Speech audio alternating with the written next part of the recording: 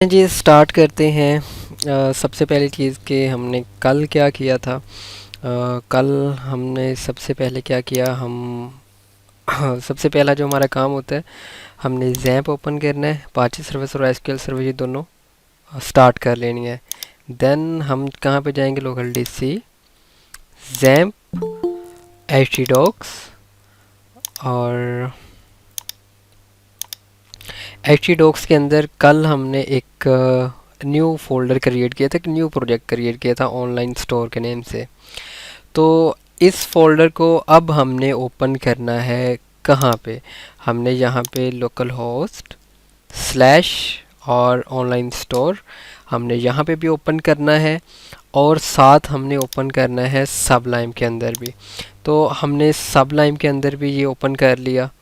ठीक है, सबलाइम के अंदर आपने कैसे ओपन करना है, आपने फाइल पे क्लिक करना है और ओपन फोल्डर पे जाके तो आपने htdocs में जाना है, लोकल डिस्क जैम्प htdocs, और यहाँ पे आपका ये online store just single click करना है और सेलेक्ट फोल्डर पे क्लिक कर देना है, तो आपका ये ओपन हो जाएगा। ओके, तो कल के दिन हमने जस्ट क्या किया, एक न्यू प्रोजेक्ट क्रिएट किया था।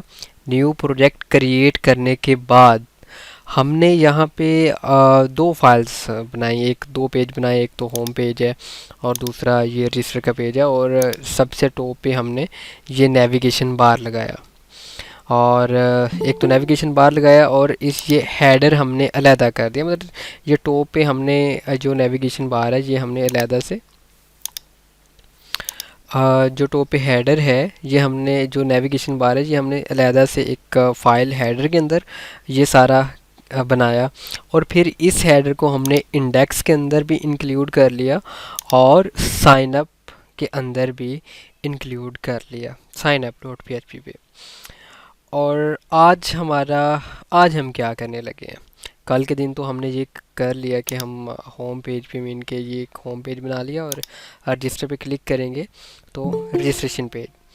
आज का जो हमारा टास्क है, टास्क हमारा ये है कि हम रजिस्ट्रेशन पेज बनाएंगे, और रजिस्ट्रेशन पेज बनाने के बाद वहाँ से जब हम डाटा सबमिट करेंगे तो वो डाटाबेस में सेव होना चाहिए आपका। यानी कि जब भी कोई न्यू यूज़र आता है तो वो ख़ुद को जब रजिस्टर करता है तो वो डाटाबेस में सेव होना चाहिए। तो सबसे पहले अगर आप यहाँ पे सबसे पहले जब भी आपने अपनी जो स्ट्रेटजी रखनी है, अपनी जो अप्रोच रखनी है, कोई भी आप न्यू मॉड्यूल बनाने लगे हैं, लाइक दैट आपने यूज़र्स का मॉड्यूल बनाना है या कोई न्यू मॉड्यूल बनाना है जिसमें प्रोडक्ट्स ऐड करनी है कुछ भी, तो सबसे पहले हम टेबल क्रिएट करेंगे। देन फिर हम उस टेबल में जितने भी हम कॉलम्स ऐड करते हैं, जितनी हमारी रिक्वायरमेंट है, हम उसके मुताबिक उसमें उतने कॉलम्स ऐड करेंगे, और उन्हीं कॉलम्स के मुताबिक हम एक फॉर्म बनाएंगे। तो पहले क्या हम करेंगे, पहले हम करेंगे कि हम डेटाबेस क्रिएट करेंगे, और डेटाबेस क्रिएट करने के बाद उसके अंदर एक टेबल क्रिएट करेंगे। तो चलते हैं यहाँ पे। अगर आपने डेटाबेस को मैनेज करना है तो उसके लिए localhost slash P H P my admin, हमें localhost slash P H P my admin write करें, प्रेस करें, और आपके पास ये P H P my admin open हो जाएगी।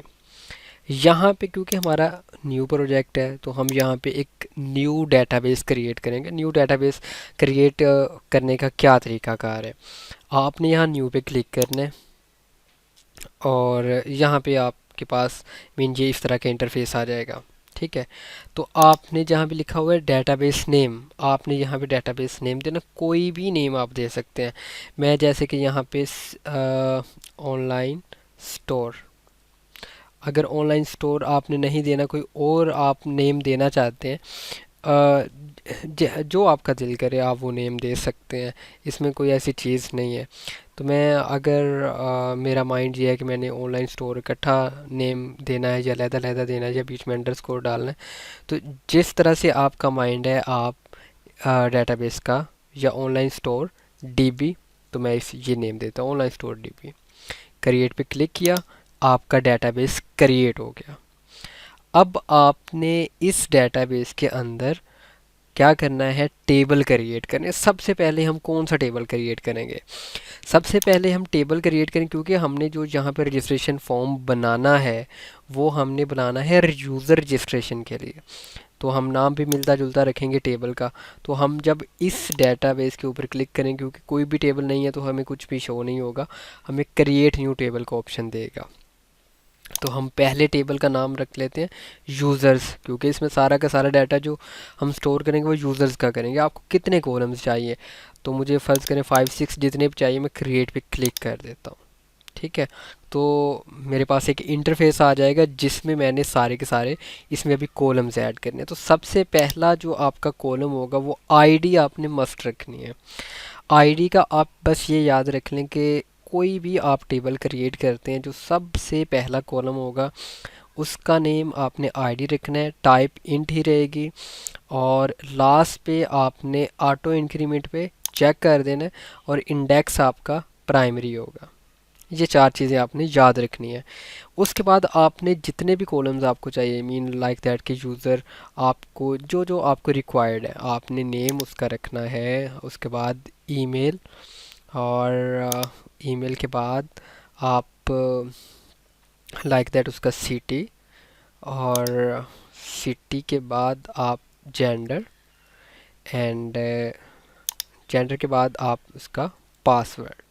ठीक है, तो जो जो आपने इसमें ऐड करना चाहते हैं, अगर आपको मज़ीद किसी कॉलम की ज़रूरत है तो आप यहाँ पे गो पे क्लिक कर सकते हैं। लाइक दैट कि मुझे जैसे कि मुझे एक और कॉलम की फ़र्ज़ करने की ज़रूरत है, तो मैं यहाँ पे गो पे जब क्लिक करूँगा तो मेरे पास एक नीचे और कॉलम बन जाएगा।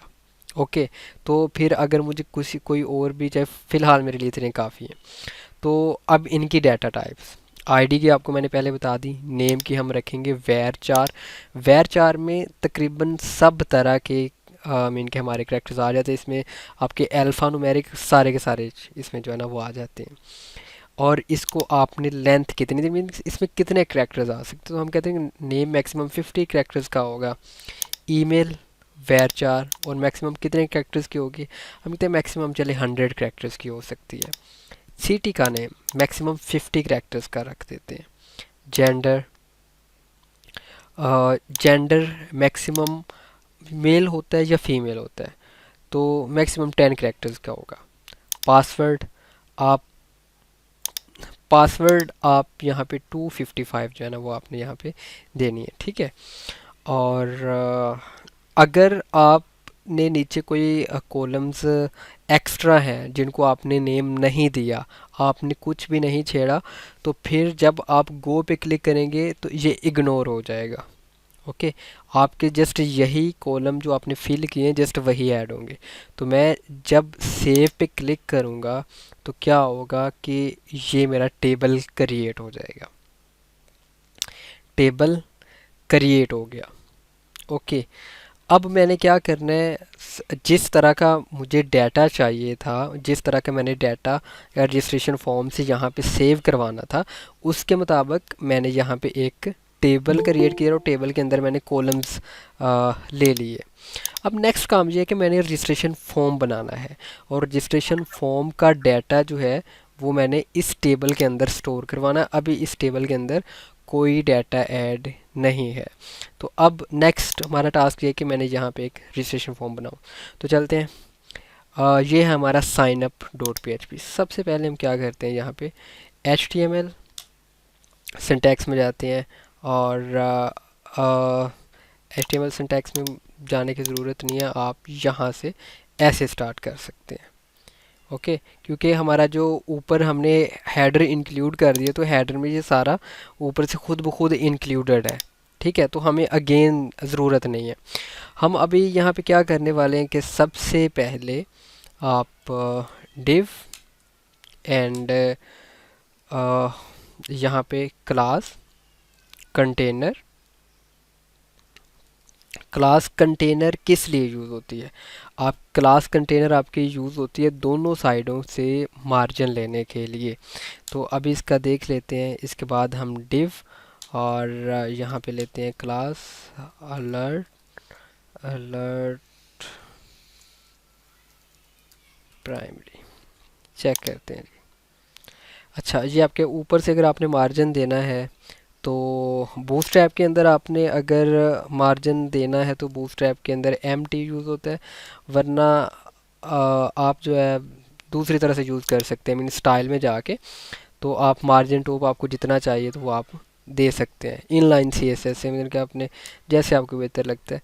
तो आप यहाँ पे मार्जिन टॉप लिखेंगे, मार्जिन टॉप, और आप यहाँ पे लिखें लाइक दैट 100 px आपको चाहिए, तो आपके 100 px ऊपर से मार्जिन आ गया। अब हम इसके अंदर फॉर्म बनाएंगे, ठीक है। इस डिव के अंदर हम अभी फॉर्म बना लेते हैं। तो एक क्विक सा फॉर्म बनाते हैं, जहाँ पे एक टेबल लेते हैं, और टेबल को, अच्छा, जहाँ पे जितनी भी क्लासेस यूज़ होंगे वो सारी की सारी बूटस्ट्रैप की यूज़ होंगे। किसी की अगर आपको समझ नहीं आती तो आप पूछ सकते हैं। मैं यहाँ पे टेबल, और चलें पहले टेबल बना लेते हैं, बाद में मैं क्लासेस इसमें ऐड करता हूँ, सो दैट आपको फिर साथ साथ पता भी चलेगा। अच्छा, एक टेबल, टेबल के अंदर मैं टी आर रो, और टी डी इसके कॉलम्स। टी डी बेसिकली होता है टेबल डाटा, मीन के जो रोज़ के अंदर आपने लाइक दैट, मैंने अगर इस तरह से लेने कि एक साइड पे मैं उसका लेबल लिखूं लाइक दैट के नेम, और उसके सामने उसकी इनपुट फील्ड, तो यानी कि ये फर्स्ट कॉलम बनेगा लाइक दैट के नेम, और सेकंड इसका जो कॉलम बनेगा वो फिर से टी डी के अंदर मैं इनपुट टैग लूँगा, इनपुट, इनपुट टाइप टेक्स्ट। अच्छा, चेक करते हैं। तो ये मेरे पास ये नेम और ये इस तरह से इनपुट फील्ड है। मुझे कितने चाहिए? और अच्छा, इसको अभी चेक करें कि मैंने यहाँ पे पहले मैंने टेबल में क्लास नहीं दी थी, तो मैं अगर क्लास देता हूँ टेबल, और टेबल, जस्ट टेबल ही देते हैं, तो जस्ट टेबल देने से क्लास, तो चेक करें क्या इफ़ेक्ट पड़ता है। इसको चेक करें, ये आपका थोड़ा सा मीन और अच्छा हो गया टेबल। और अभी आपने इसको रिस्पॉन्सिव करना है इनपुट फील्ड को, तो इनपुट फील्ड को अगर आपने रिस्पॉन्सिव करना तो क्या करेंगे, इसके लिए हम यहाँ पे इसको क्लास देंगे, class equal to form control.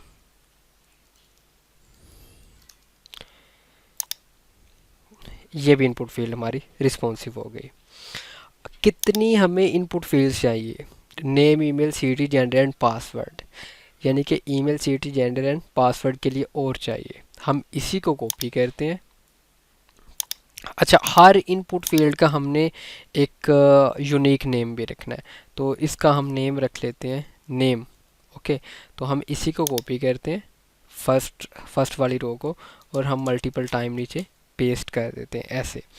पहला नेम, दूसरा ईमेल, एंड थर्ड वाला था हमारा सिटी, फिर कौन कौन सा था, सिटी, जेंडर एंड पासवर्ड, इसके बाद जेंडर एंड पासवर्ड।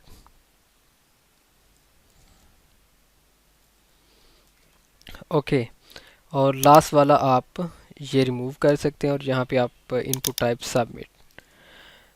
अच्छा, आपने नेम भी सबमिट और टाइप भी सबमिट, आपने हर एक का यूनिक नेम रखना है। तो पहले का अगर इनपुट का नेम नेम है, दूसरे का हम ईमेल रखेंगे, इसका नेम सिटी रख देते हैं, इसका नेम जेंडर, यहाँ पे हम रेडियो बटन लेंगे, इनपुट टाइप, एंड यहाँ पे रेडियो। ओके, और इसको हम किस तरह से करते हैं, चलें इसका पहले बाकी का चेक कर लेते हैं, फॉर्म कैसा बना है।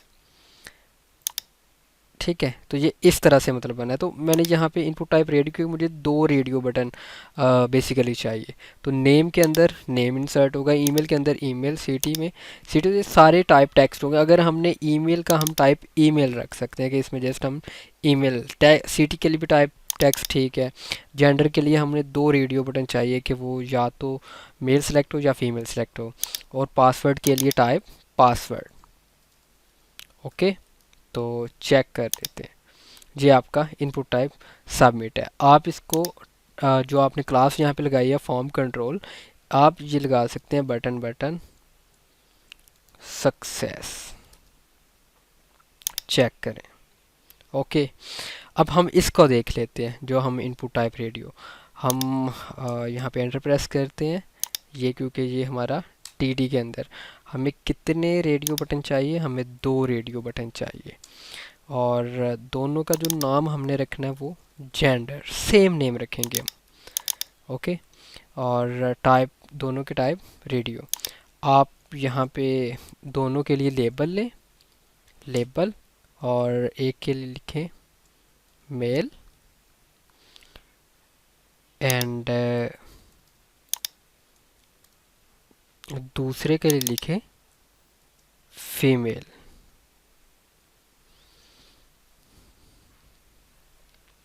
ठीक है, तो अभी चेक करते हैं ये मेल एंड फीमेल। अच्छा, ये हम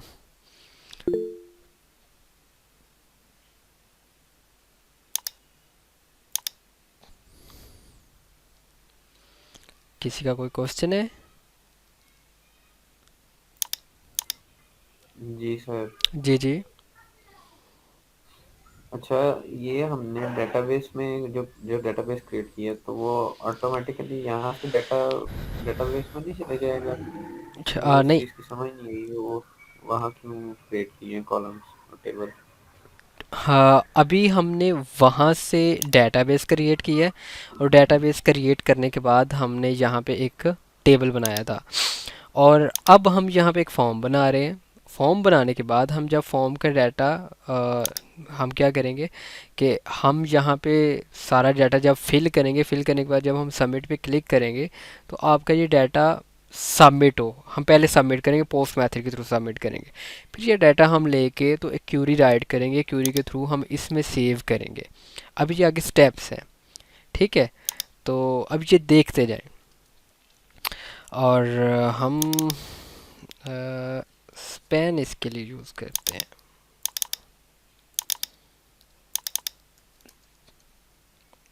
चेक करते हैं हम, एक मिनट। ओ सॉरी, मैंने class equal to form control यहाँ पे राइट किया हुआ है। इसके लिए लेबल ही ठीक है, ज़रूरत नहीं है, जस्ट इसकी क्लास हटानी पड़ेगी। इसकी भी क्लास हटा देते हैं और इसकी भी क्लास हटा देते हैं। Now check. Okay, male and female दोनों का नेम सेम होगा, बट दोनों की जो वैल्यू होंगी वो हमने डिफरेंट रखनी है। अच्छा, यहाँ पे value equal to male, and दूसरे की जो वैल्यू है वो हम रखेंगे फीमेल।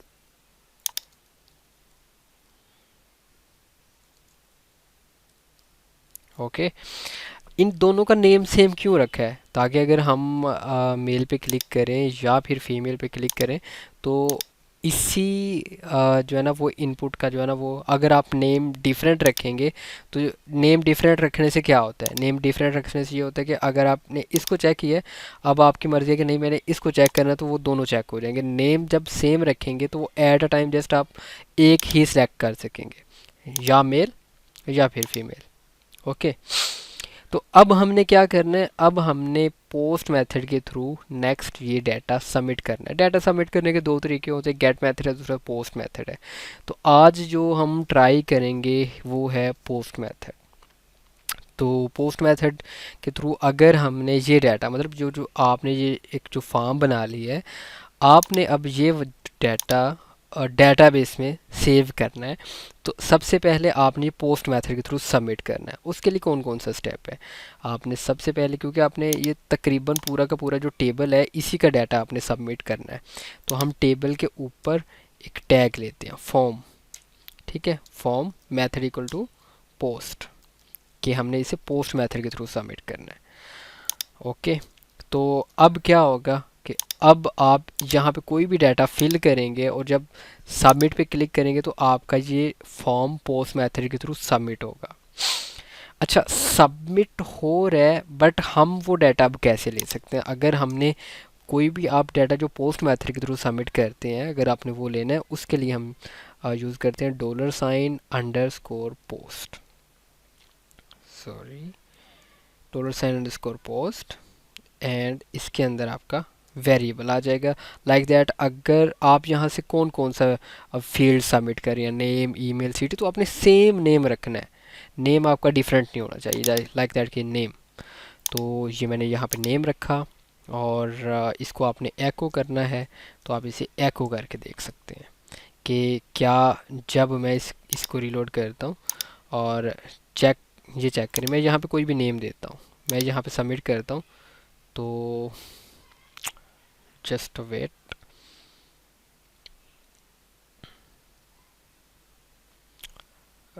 साइन अप, अच्छा अभी मैं सबमिट करता हूँ तो चेक 1 2 3 आ रहा है, एक मिनट, ये नीचे, सॉरी ये मैंने चेंज करना भूल गया था, नेम पासवर्ड। ठीक है, हर एक का आपने नेम डिफरेंट रखना है, हर फील्ड का। नेम वाली फील्ड का नेम नेम है, ईमेल वाली फील्ड का ईमेल, सिटी वाली फील्ड का सिटी, फिर जेंडर, फिर पासवर्ड, और फिर इंपोर्ट सबमिट के लिए सबमिट। अच्छा ये हो गया। अभी हम इसको रीलोड करते हैं। रीलोड करने के बाद जब मैं यहाँ पे कुछ भी नेम दे के सबमिट करूँगा तो चेक करें मेरे पास वही नेम आ रहा है। अगर मैंने बाकी फील्ड्स का भी इसी तरह से पोस्ट मेथड के थ्रू डाटा लेना है तो मुझे बाकी फील्ड्स का भी इसी तरह से मीन के वो एको करना पड़ेगा लाइक दैट। अगर मैंने नेम के साथ ईमेल का भी यहाँ पे एको करना है या सिटी का भी करना है, तो मुझे जिस भी फील्ड का जो मैंने पोस्ट मेथड के थ्रू यहाँ से डाटा सबमिट किया है, अगर वो मुझे लेना है लाइक दैट। अभी मैं इस पेज पे आता हूँ अगेन, तो मैं यहाँ पे ऊपर नेम डालता हूँ इफ्तिखार, और यहाँ पे कोई भी ईमेल एंड सिटी कोई भी डाल देता हूँ एंड सबमिट करता हूँ। चेक करें मेरे पास यहाँ पे आ गया ये इफ्तिखार नेम, उसके बाद ये ईमेल है, और लास्ट पे जो भी मैंने सिटी दिया था। ओके, तो ये मेरे पास आ गया। अब नेक्स्ट ये है कि जब मैं इस पेज पे, सबसे पहली बात कि मैं जब इस पेज पे आ रहा हूँ तो मुझे ऊपर ये एरर्स आ रहे हैं, क्योंकि जब मैं ये पेज लोड करूँगा ना, तो पेज लोड करते वक्त मुझे ये कहता है कि मुझे नहीं पता कि आपने जो ऊपर नेम, ईमेल या सिटी जो डिफ़ाइन किया ये, क्योंकि आ उसको ये वैल्यू सिर्फ तब मिलेंगी जब आप फॉर्म सबमिट करेंगे, लेकिन जब वो अपने फॉर्म ही सबमिट नहीं किया तो क्या उसको ये वैल्यूज़ मिलेंगी? नहीं मिलेंगी। इसके लिए हम क्या करते हैं, इसके लिए हम इसके ऊपर इफ़ कंडीशन लगा देते हैं। इस सेट क्या करता है, आपके वेरिएबल की वैल्यू चेक करता है। इफ़ इस सेट पोस्ट और यहाँ पे सबमिट, कि अगर पोस्ट मेथड के थ्रू आपने ये फॉर्म सबमिट किए तो देन आपका ये मीन के एको हो, वरना ये ना एको हो। इसको मैं कट करता हूँ और यहाँ पे रख देता हूँ। ओके, चेक करते हैं क्या होता है। तो अभी मैं यहाँ पे कुछ भी राइट करके सबमिट करता हूँ, तो एक मिनट, सबमिट के स्पेलिंग गलत है, अभी चेक करते हैं। अभी मैं कुछ भी यहाँ पे राइट करके, तो जब मैं सबमिट पे क्लिक करता हूँ तो चेक करें मेरे पास डाटा आ रहा है। बट जब मैं फॉर्म के ऊपर फर्स्ट टाइम पे आऊँगा इस पेज के ऊपर, मुझे कोई एरर नहीं देगा, क्योंकि वो यहाँ पे इफ़ कंडीशन लगा दी है कि अगर तो ये आपका फॉर्म सबमिट ही नहीं हुआ तो फिर ये आपका नीचे वाला कोड रन नहीं होगा। हमने सारी फील्ड्स का डाटा लेना है, देन हमने ये डाटा लेके तो कहाँ पे स्टोर करना है, हमने ये डाटा अब स्टोर करना है अपने इस टेबल के अंदर। तो क्या तरीकाकार है? अच्छा, इसका आपको मैं बता दूं, इसके जस्ट 3 स्टेप्स हैं, आपने जस्ट याद रख लेने हैं। पहला स्टेप ये है कि हमने डेटाबेस के साथ कनेक्शन इस्टेब्लिश करना है। दूसरा स्टेप है कि हमने क्यूरी राइट करनी है, और थर्ड स्टेप है कि हमने क्यूरी को रन करना है। क्यूरीज कौन सी हैं? आप डेटाबेस में जाएंगे, डेटाबेस पे जाके आप किसी भी टेबल पे जब जाएंगे ना, ये मैं यूज़र के टेबल पे क्लिक कर रहा हूँ, आप एसक्यूएल पे क्लिक करें और यहाँ पे आपको क्यूरीज मिल जाएंगे। अगर आपने डेटाबेस में डाटा इंसर्ट करना है, इन्हें एंटर करना है, उसके लिए ये क्यूरी है, इंसर्ट इनटू यूज़र्स, और ये कॉलम्स हैं, फिर आगे उसकी वैल्यूज़ हम देते हैं। उसी तरह से ये इसी सिंटैक्स से हमें लिखना पड़ता है। अगर आपने सेलेक्ट करना तो सेलेक्ट की क्यूरी है, आपने अपडेट करना तो अपडेट की क्यूरी है, आपने डिलीट करना तो ये डिलीट की क्यूरी है। तो आज का हमारा टॉपिक है सेलेक्ट का। ठीक है, तो हम ये क्यूरी यहाँ से भी उठा के लिख सकते हैं, अगर आपको ज़बानी याद है तो आप ज़बानी भी राइट कर सकते हैं। ओके, तो 3 स्टेप्स कौन कौन से हैं आपको मैंने बताए थे। पहला स्टेप, आपने डेटाबेस के साथ कनेक्शन इस्टेब्लिश करना है। तो मैं यहाँ पे सबसे पहले डेटाबेस के साथ कनेक्शन इस्टेब्लिश कर लेता हूँ। मैं एक वेरिएबल लेता हूँ, इसके अंदर my S Q L I connect. My S Q L I connect किस लिए यूज़ होती है, ये आपका डेटाबेस के साथ कनेक्शन इस्टेब्लिश करने के लिए यूज़ होता है। तो लोकल होस्ट आपके सर्वर का नाम, देन रूट जो आपका यूज़र नेम होता है, और इसके बाद आपका पासवर्ड जो कि आपने नहीं रखा हुआ, एंड लास्ट पे आपका डेटाबेस। आपने क्या रखा था डेटाबेस का नाम, आपने रखा था ऑनलाइन स्टोर डीबी। तो मुझे सेम टू सेम लिखना है, ऑनलाइन स्टोर और डीबी, लास्ट पे सेमिकल। पहला स्टेप था कि डेटाबेस के साथ कनेक्शन इस्टेब्लिश करना, हो गया। दूसरा स्टेप है मैंने क्यूरी राइट करनी है। तो यहाँ पे मैं क्यूरी राइट करता हूँ, dollar sign query equal to, और यहाँ पे अभी क्यूरी राइट करते हैं। आपने दोनों साइडों पे डबल कोमा लेना है और लास्ट पे सेमीकोलन, और यहाँ पे आपने क्यूरी राइट कर देनी है या फिर यहाँ से कॉपी करके पेस्ट कर देनी है। अभी आप सब न्यू है तो आप यहाँ से कॉपी करके पेस्ट कर सकते हैं। वैल्यूज़ आपने कौन सी देनी है, यहाँ से आईडी अब हम हटा देंगे। आईडी क्यों हटा देंगे, क्योंकि आईडी ऑटो इंक्रीमेंट प्राइमरी की है, ये ऑटोमेटिकली ऐड हो जाएगी। डाटा हम कौन सा ऐड करेंगे, मतलब अगर यहाँ से insert into name email city gender password, तो वैल्यूज़ इसमें कौन सी आएंगी, वो वैल्यूज़ आएंगी जो आप यहाँ से एंटर करेंगे।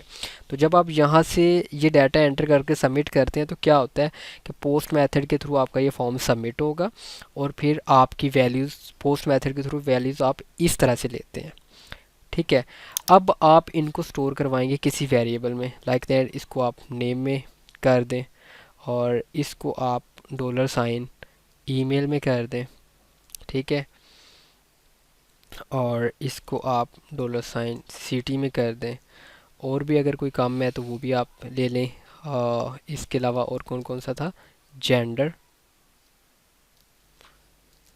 जेंडर, ठीक है, और लास्ट पे है आपका पासवर्ड।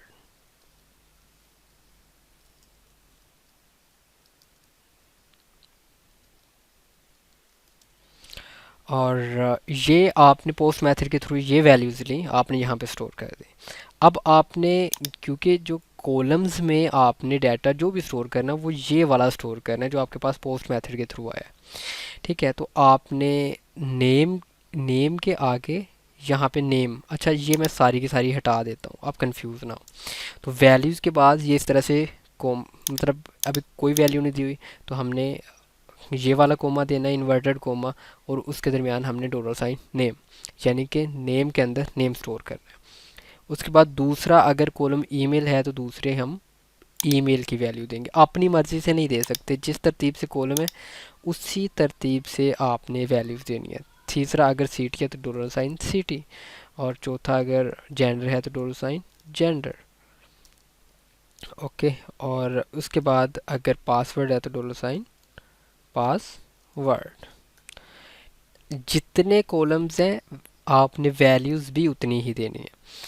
आपको मैंने 3 स्टेप्स बताए थे कि अगर आपने डेटाबेस में डाटा सेव करना है, आपका डेटाबेस के साथ कनेक्शन स्टैब्लिश होना चाहिए, आपने क्यूरी राइट करनी है, उसके बाद आपने क्यूरी को रन करना है।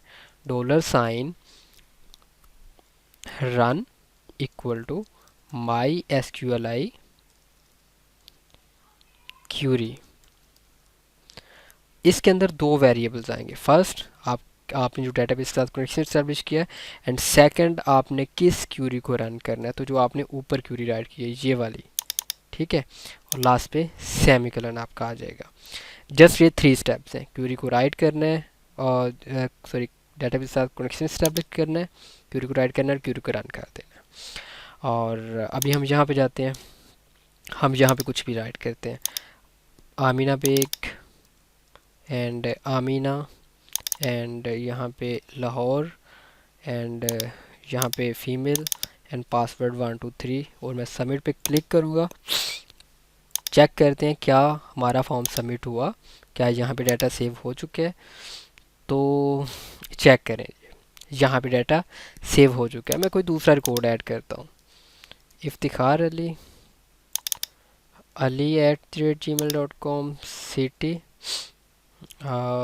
सिटी मुल्तान राइट कर दें, मेल पासवर्ड 456 कर दें, सबमिट किया।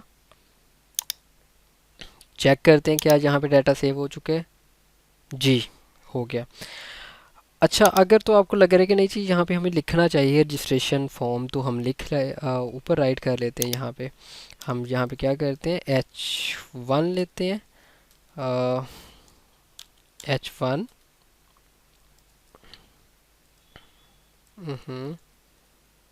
और H1 के अंदर हम यहाँ पे स्पैन का टैग लेते हैं एंड स्पैन के अंदर हम यहाँ पे लिखते हैं रजिस्ट्रेशन फॉर्म। इसको हम क्लास लेते हैं, क्लास और बैच प्राइमरी।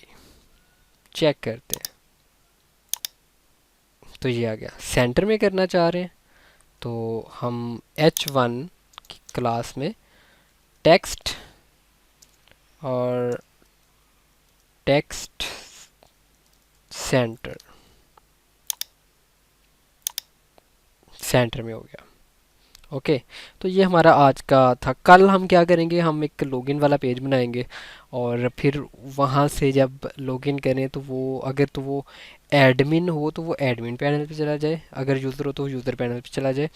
उसके लिए हमें एक और यहाँ पे कॉलम बनाना पड़ेगा रोल का, कि वो कौन है जो यहाँ पे जिसका रिकॉर्ड है, वो कौन है, वो यूज़र है या एडमिन है। ओके, किसी का आज के लिए अगर कोई सवाल है तो वो पूछ सकते हैं।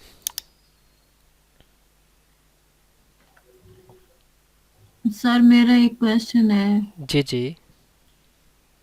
वो मैं पूछना चाह रही थी कि हम कोड HTML में लिखते हैं ना, तो फिर बूट स्ट्रैप इसका इस्तेमाल क्यों करते हैं? फिर आपने कहा यहाँ पे अभी मैं बूट स्ट्रैप इस्तेमाल कर रहा हूँ, तो फिर आपने इनपुट टाइप टेक्स्ट भी लगा दिया वहां पे आगे जाके। तो इनपुट टाइप टेक्स्ट वो तो HTML में यूज होता है। जी जी, आप बिल्कुल ठीक समझे। अच्छा, यहाँ पे मैं आपको बताता हूँ।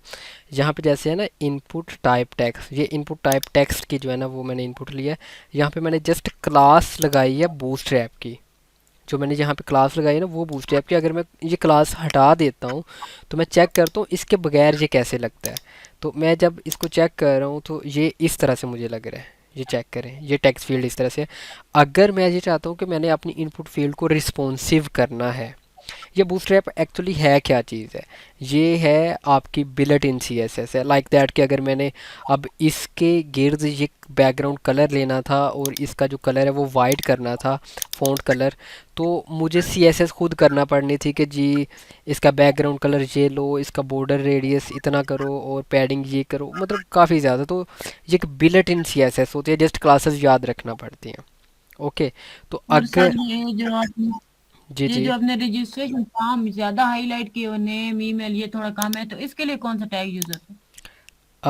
ज़्यादा हाईलाइट किया हुआ है, कौन सा भला? हाँ जी, ये रजिस्ट्रेशन फॉर्म और बाकी नेम छोटा फिर हो गया है, तो फिर इस टैग के लिए कौन सा इसके लिए यूज होता है हाईलाइट के लिए?